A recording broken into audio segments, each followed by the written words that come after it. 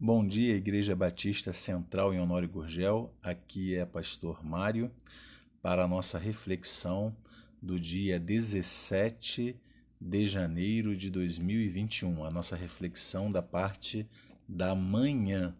Para isso, vou te convidar a fazer a leitura que se encontra em Gênesis, capítulo 4, do verso 1 ao verso 7.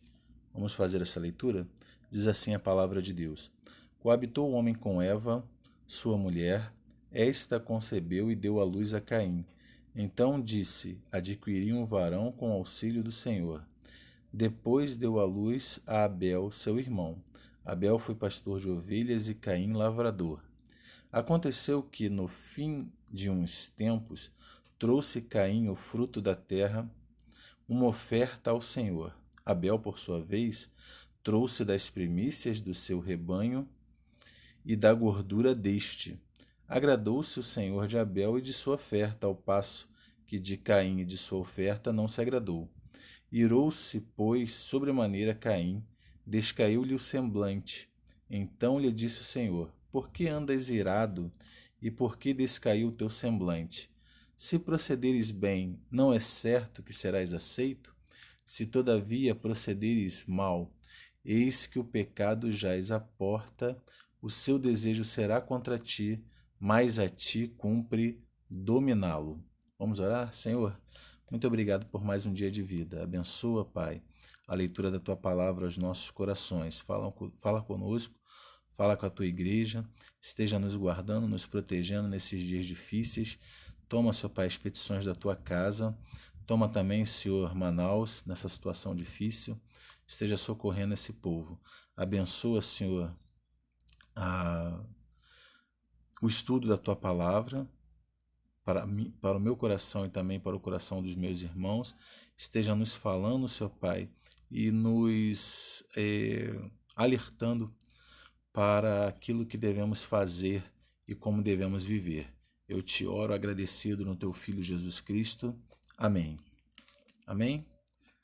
Vamos refletir então nessa manhã quanto ao tema cuidado com o pecado. Cuidado com o pecado. Antes de entrar nos pontos, eu quero também fazer a leitura para você de um trecho do livro A História dos Hebreus, do historiador do povo de Deus, Flávio Josefo.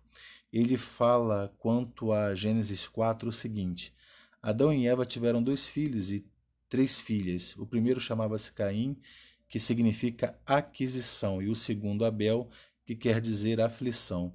Os dois eram de temperamentos completamente opostos. Abel, que era pastor de rebanho, era mais justo. Considerava que Deus se fazia presente em todas as suas ações e só pensava em agradar-lhe. Caim, ao contrário, que por primeiro trabalhou a terra, era muito mau, buscava apenas o proveito próprio. A sua horrível impiedade levou-o ao excesso de furor, a ponto de matar o próprio irmão. Eis a causa disso. Ambos resolveram oferecer um sacrifício a Deus, Caim dos frutos do seu trabalho, e Abel do leite das primícias do seu rebanho.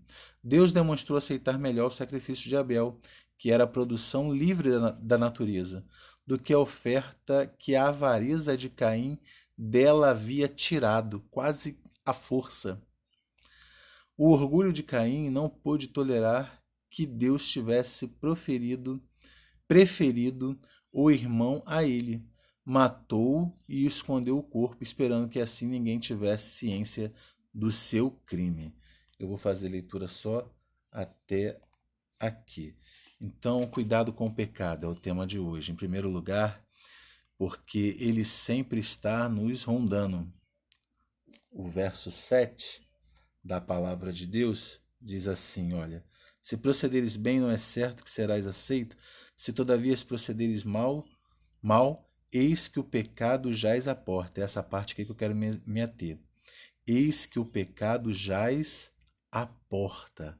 O pecado está sempre nos rondando, até porque Satanás está rodeando, está nos rodeando.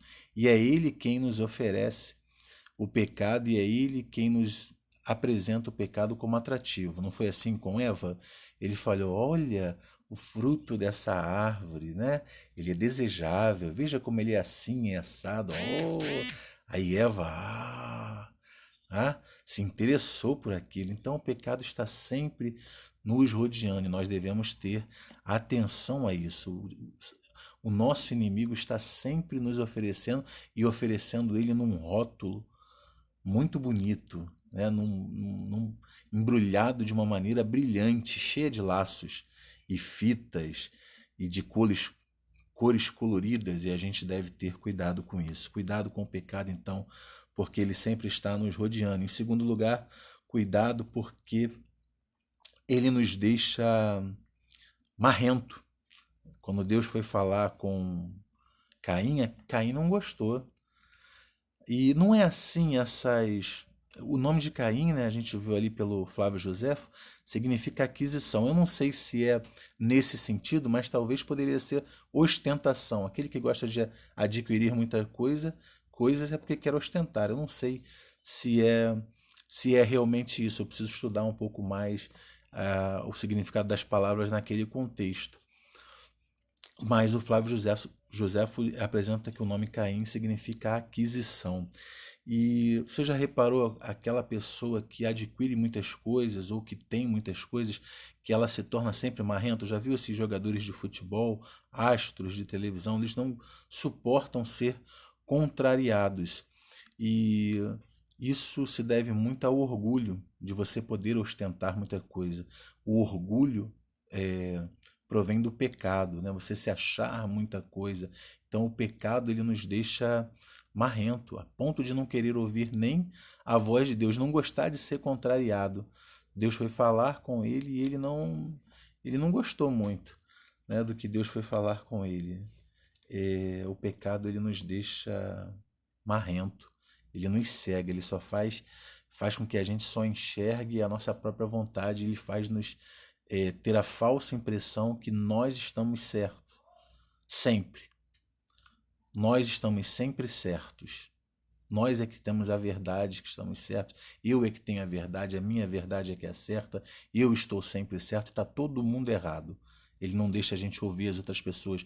Ele nos torna marrentos. Cuidado com o pecado. Então a gente já viu, cuidado com o pecado, ele sempre está nos rodeando, ele nos deixa marrento, ele nos faz com que a gente só ouça a. Desculpe, ele desejá-lo é o terceiro ponto. Eu me enrolei um pouco aqui, vamos recapitular, né? O vídeo é sem edição, é assim mesmo, né? Então, cuidado com o pecado, ele sempre está nos rodeando, ele nos deixa marrento, ele faz o seu desejo, desculpe, o seu desejo, ou seja, desejar o pecado, será sempre para nossa destruição. E aí eu quero trazer novamente aqui o texto da palavra de Deus, lá no verso 7 ainda, ele diz assim: se procederes bem, não é certo que serás aceito. Se todavia procederes mal, eis que o pecado jaz à porta, o seu desejo será sempre contra ti. Então, desejar o pecado será sempre contra mim e contra você. Ele sempre vai entrar na nossa vida para nos destruir. E a gente deve ter cuidado com isso. E realmente o pecado ele entra na vida de Caim e ele traz destruição. Ele destruiu seu irmão. Ele matou seu irmão. Ele assassinou. Ele planeja isso. Ele fica remoendo aquilo no coração, remoendo. E ele só escuta ele mesmo. Ele não estava conseguindo mais ouvir a Deus, né? Porque o pecado faz isso. Ele nos deixa marrento e só a gente é que tem a ideia correta, a verdade certa, a única verdade, é a nossa verdade, não a do outro.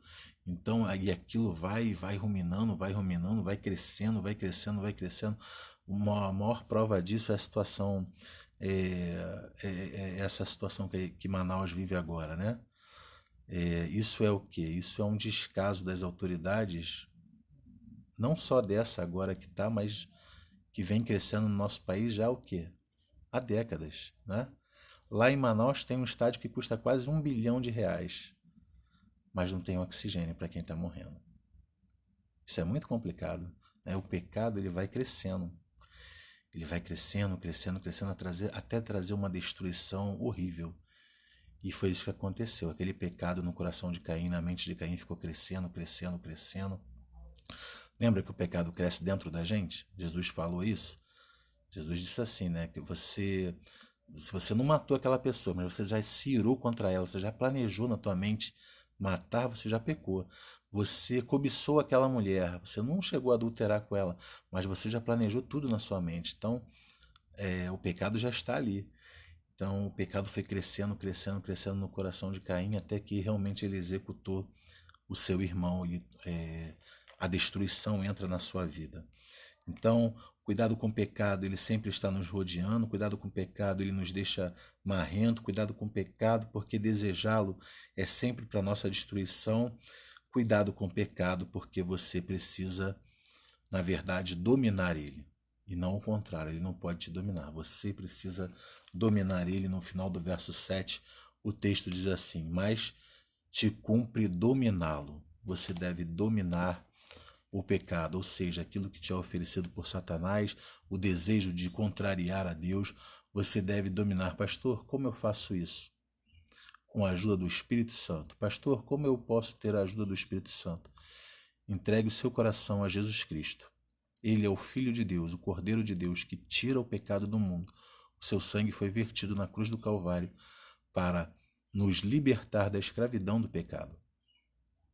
Então, se você quer estar livre do pecado, entregue o seu coração a Jesus. Como eu faço isso? Diga para Ele em oração. Oração é falar com Deus assim: Pai, eu sou pecador. Eu sou pecador. Eu faço isso, isso, isso de errado. Eu sei que isso te desagrada, porque isso em mim causa também desconforto.